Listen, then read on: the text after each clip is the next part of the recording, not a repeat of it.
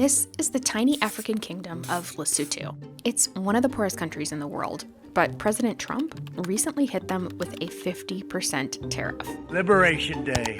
We're going to get into the details in a minute, but suffice it to say, pretty much everyone is mad about Trump's tariffs. Economic Armageddon. This could not be more stupid. Republicans. And I'm just trying to figure out whose throat I get to choke. Democrats. Why were they whacked with a tariff? WTF? Who's in charge? But nobody is more mad than Wall Street. Business leaders are saying to me, why are we doing this? Disaster.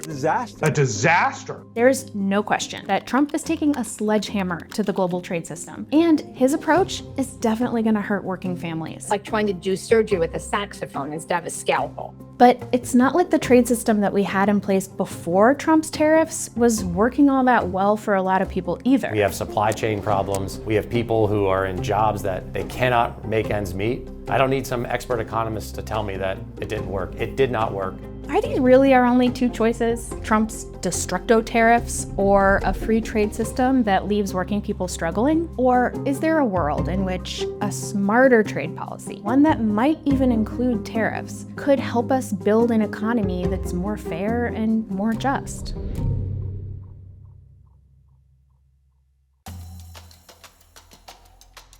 So we're going to start real simple. What exactly is a tariff? So a tariff is a charge that's put on a good when it crosses the border. And the tariff is paid by the importer to the treasury of the country it's going into. My name is Lori Wallach. I guess you could call me a recovering trade attorney.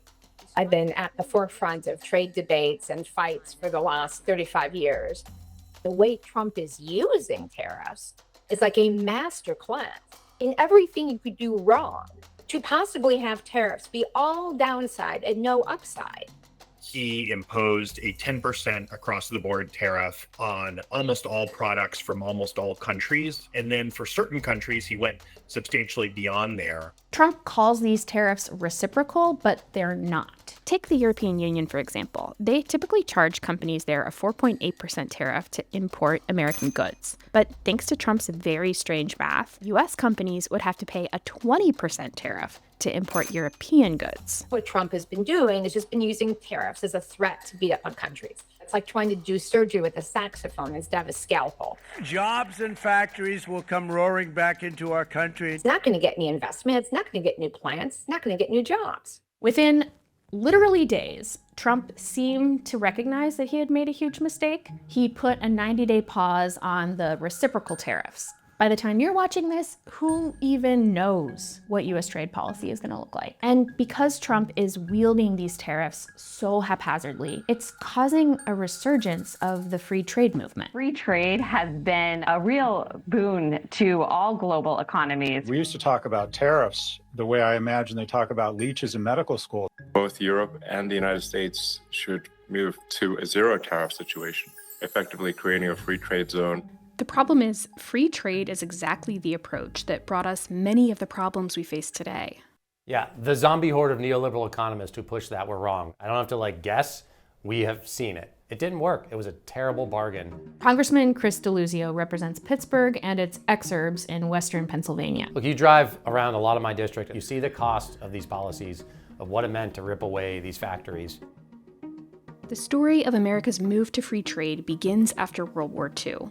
Up until then, the U.S. had typically charged companies between 20 and 60% tariffs on imported goods. That helped a few guys get super rich. But later on, strong pro-union and anti-monopoly policies put in place during the New Deal helped to make the U.S. a manufacturing powerhouse and made sure a good chunk of companies' profits went to their workers. But after World War II, that started to change. There was a big fight, and so the free trade ideology won out. So a big piece of the post-war trade system was to cut tariffs.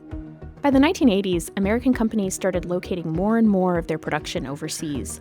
They also started changing what they did with their profits, shifting away from reinvesting in their businesses. They're running it like an old car. They're going to keep it going. They're not going to put new tires on it. And when it quits, they're going to abandon it. Instead, they return those profits to shareholders using buybacks and dividends. And in the early 90s, we saw some steep, pretty rapid reductions in tariffs with the signing of the North American Free Trade Agreement. When I affix my signature to the NAFTA legislation, I do so with this pledge. To the men and women of our country who were afraid of these changes, the gains from this agreement will be your gains too. You know, we were all told, here's how free trade works. Some people are going to lose their jobs, we're going to offshore the production, but you know, we're all going to get better off because we're going to get the benefit of cheaper stuff.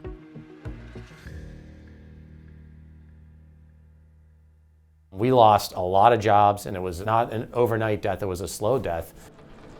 J&L Steel at Aliquippa was an anchor, had more than 15,000 people working. Those were good, hard union jobs. When you rip something like that out, it's not just those 15,000 jobs and how many families. I think the American dream became a little cloudy. It's the grocer, the butcher, the truckers, the nurses, the teachers, the school districts, all of those jobs are impacted. They didn't have any plan for what to do with all these workers getting laid off at auto factories or steel firms. And so they just kind of left it up to the market to figure out. And what we saw is that the market didn't have an answer.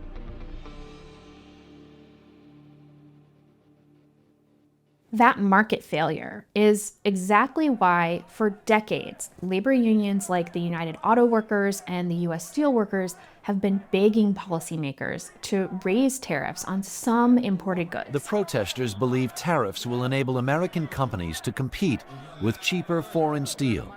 We're not asking for a handout. We're asking just to give us a level playing field, and that's all we really want. So Trump did that during his first term. And then when Joe Biden became president, he kept pretty much all of Trump's tariffs in place. He even increased a bunch of them, like the ones on Chinese-made electric vehicles, EV batteries, and solar panels. And his reasoning was pretty clear. He thought we should be making that stuff here. There used to be a situation where we made it in America, but what happened? Corporate America got greedy. What they decided to do was find the cheapest labor in the world, send the product they were going to make to that state, that place, that nation, and import the product back. The problem is, after mostly not making stuff here for 35 plus years, tariffs alone won't convince companies to spend millions of dollars on something like a new EV battery factory. Well, big picture, right? We're talking about trying to reverse decades of really bad, I think, economic policy. A lot of outsourcing of these factories and our industrial base, and it's not going to change overnight. So we have to have some incentives to get manufacturing production here.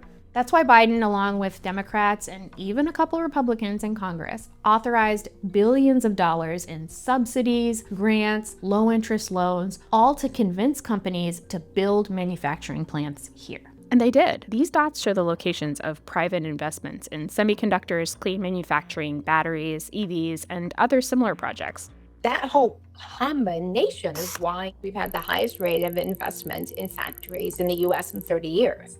The tariffs are a key part, but not the only part.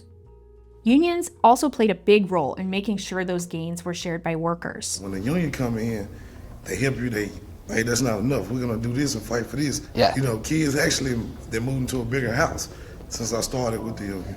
And there's a lot more that the U.S. could do to give all workers that chance. Passing a law like the PRO Act will give workers more power to demand more of a cut, right? These are the profits that their work creates. The PRO Act would make it much easier for American workers everywhere to form unions and bargain for higher wages and benefits. It's also about things like stock buybacks that were considered illegal for a long time, that we've seen companies use to juice their profits, reward capital holders rather than the workers who create this wealth. It's also why we need better anti-monopoly and antitrust enforcement. I don't want to see domestic industrial policy just make new monopolies. Policies like that are about making sure that American manufacturing growing isn't just a handout to Wall Street, it's also about those workers. All of that stuff that Representative DeLuzio told me about, the targeted tariffs, the subsidies, the tax and union policies to make sure that the profits from making things in the US don't just get eaten up by the rich, all of that is a trade policy that could work for working Americans. None of it is free trade, but none of it seems to be in Trump's plan either. I mean, these guys are looking to plunder our government and saddle us with trillions of debt to funnel more money into those corporations. Representative DeLuzio also told me about this steel plant run by Cleveland-Cliffs in Western Pennsylvania. We're the last producer of grain-oriented electrical steel in America. Why does that matter? Without grain-oriented electrical steel, You can't make the transformers that we need to build out our electric grids. And if it weren't for the strategic tariffs on steel, they'd be gone, and the company would tell you that. Under Biden, the company also got nearly $600 million in grants from the Department of Energy. Now, those projects are on a so-called hit list of clean energy projects that Trump wants to cancel. It's a recipe for crushing inflation, high tariffs to import goods, and no plan to make them here. Then there's the unions. TSA officers urging the Trump administration to restore what they believe are basic rights.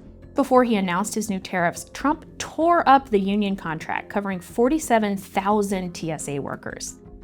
If Trump and the NLRB decide that bosses can just rip up union contracts, then even if manufacturing goes gangbusters again, all of those profits are going to get funneled to executives and shareholders, not workers. Just look at Tesla, which could benefit from the tariffs because it makes its cars in the US. But between 2018 and 2022, Tesla gave more than half of its $4 billion in profits to just 5 top executives. And when workers tried to unionize to demand a fairer share, Elon fired them.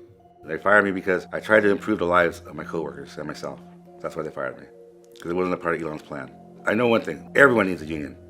I don't care who you are. You got a boss, you need a union. Bottom line. This is not the world that Donald Trump and Elon Musk want. This is not the world that Treasury Secretary Scott Bessent wants, even though he's out here saying the American dream is not let them eat flat screens. If American families aren't able to afford a home, don't believe that their children will do better than they are. The American dream is not contingent on cheap baubles from China. This man was a hedge fund manager. This man is pushing a tax bill that is basically a massive giveaway to corporations and the rich. And yeah, he thinks it's sad that Americans can't afford a mortgage, but raise the minimum wage? So you don't think we should change the federal minimum wage of $7.25 an hour? No, sir. Okay. What these men want is a world in which they can hoard wealth instead of sharing it with the workers who created it. If tariffs are high, but unions are dead and corporations are still stockpiling massive wealth, then it doesn't really matter if every single outsourced job comes back to the US. We are all going to be trying to figure out how to eat our flat screens. Thank you so much for watching our video. If you'd like to see more stories like this, be sure to like and subscribe to get more Perfect Union in your feed. And if you have ideas for stories we should investigate, drop them in the comments below.